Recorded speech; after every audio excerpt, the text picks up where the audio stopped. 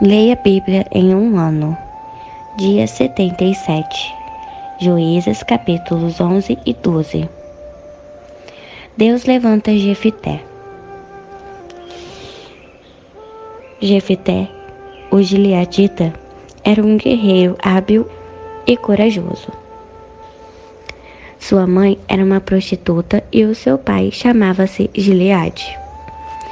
A esposa de Gileade também lhe deu filhos. Quando cresceram, expulsaram Jefité, exclamando: "Não terás parte da herança de nosso pai, porquanto és filho de outra mulher." Jefité fugiu para longe de seus irmãos e se estabeleceu na terra de Tobi.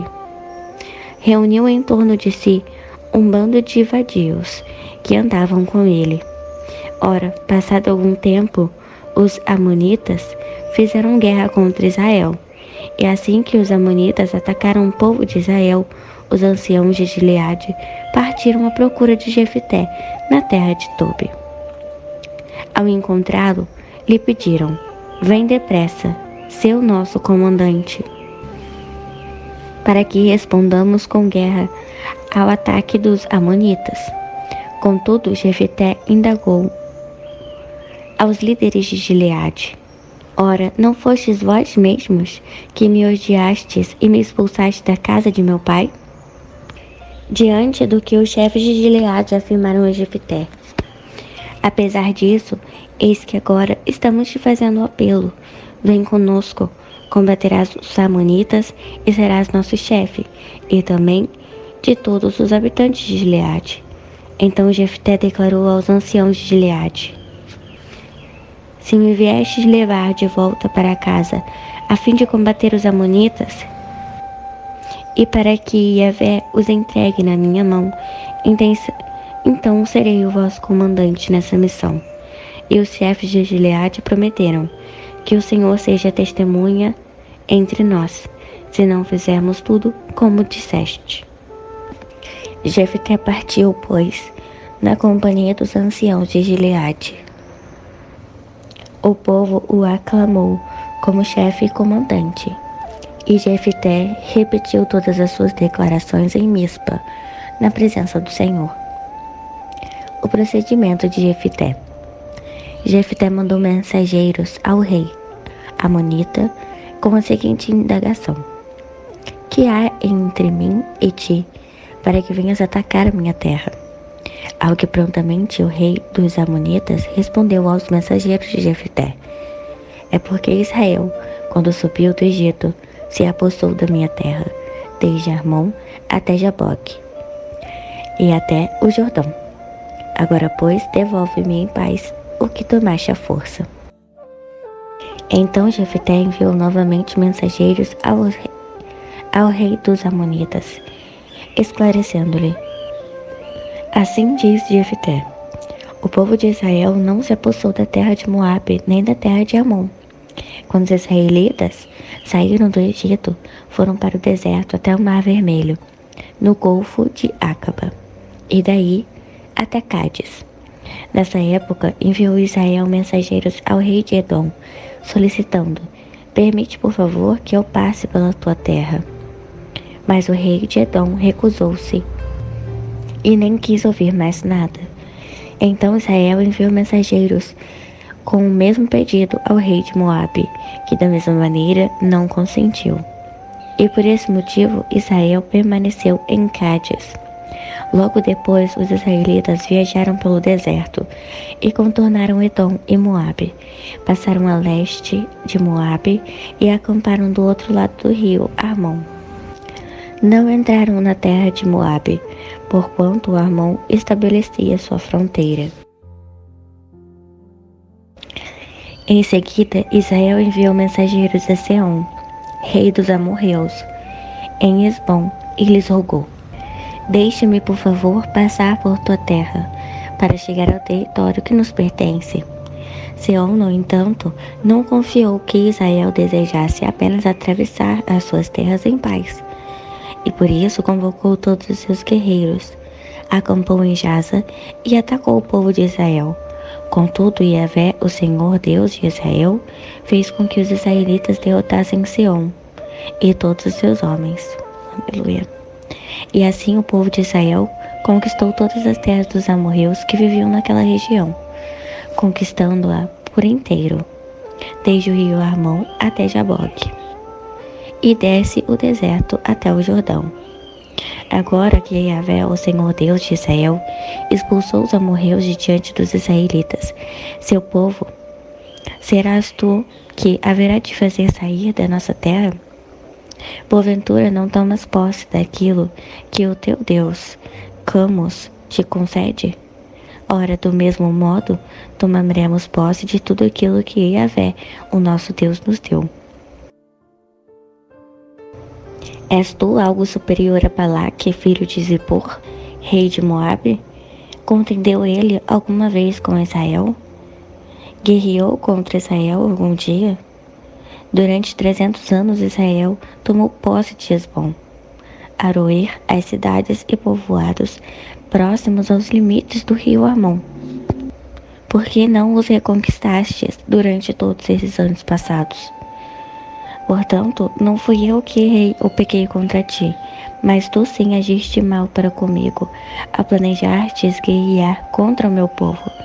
Que Yahvé, o juiz supremo, julgue hoje entre os filhos de Israel e o rei dos Amonitas.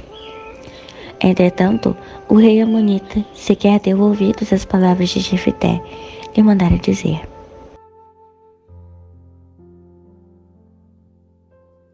o voto e a vitória de Jefité. Então o Espírito de Yahvé, o Senhor, veio sobre Jefité e o dirigiu com poder a fim de que ele atravessasse as terras de Gileade e Manassés, passando por Mispa de Gileade e daí avançando contra os Amonitas. E Jefité consagrou esse voto ao Senhor: se entregares os Amonitas nas minhas mãos, aquele que estiver saindo da porta da minha casa ao meu encontro, quando retornar da vitória sobre os Amonitas, será oferecido ao Senhor, e eu o sacrificarei no holocausto. Então Jefité partiu para o combate com os Amonitas, e o Senhor os entregou a todos em suas mãos. E Jefité consagrou este voto ao Senhor: se entregares os Amonitas em minhas mãos, aquele que estiver saindo da porta da minha casa ao meu encontro, quando eu retornar da vitória sobre os Amonitas, será oferecido ao Senhor, e eu o sacrificarei em holocausto. Então Jefté partiu para o combate com os Amonitas, e o Senhor os entregou a todos em suas mãos. Ele tomou posse de 20 cidades, desde Aroer até os arredores de Minite, chegando a Abel-Queramim. E desta forma, os Amonitas foram dominados pelos filhos de Israel. Assim que Jefté retornou à sua casa em Mispa, sua filha saiu ao seu encontro, dançando de alegria ao som de trombetas. E ela era sua única filha. Jefté não tinha nenhum outro filho ou filha. No instante em que a viu, rasgou as suas vestes e exclamou, com um brado de dor: oh não, a minha filha amada! Estou terrivelmente aflito e desesperado por sua causa, pois fiz ao Senhor um voto que não posso deixar de cumprir. E a filha, compreendendo, lhe afirmou: meu pai, tu assumiste esse compromisso com Yahvé. Trate-me, pois, de acordo com o que prometeste.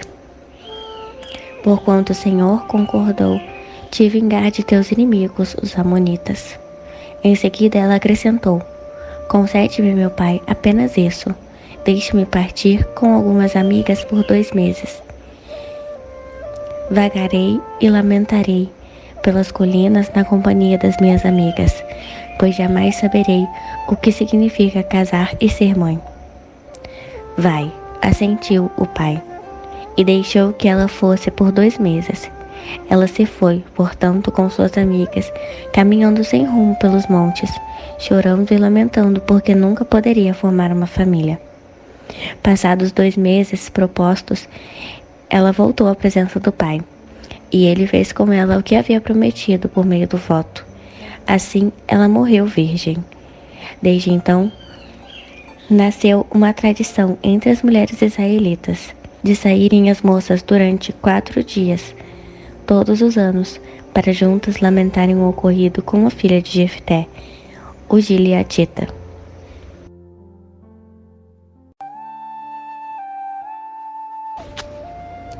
Conflitos e morte de Jefté, capítulo 12.